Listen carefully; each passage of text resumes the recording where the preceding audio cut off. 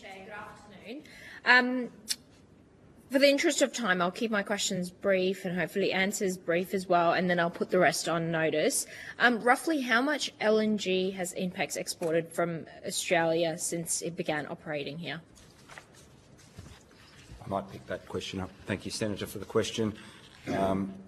We have ICVIS LNG is an export-oriented project, so the production of LNG represents, and the export of LNG represents pretty much all of the gas, most of the gas production, about 99% of it. I've got the figure here for you in petajoules, so 3,326 petajoules to date. To date. Okay. Thank you. Now, I understand that INPEX won't be paying petroleum resource rent tax until 2027, and you haven't paid any PRRT to date. Do you as INPEX pay too much tax? Is that your opinion?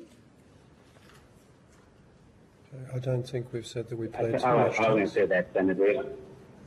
Sorry, Mr. Townsend. That's not. I'll let my colleagues first answer. I can see that difficult on the phone.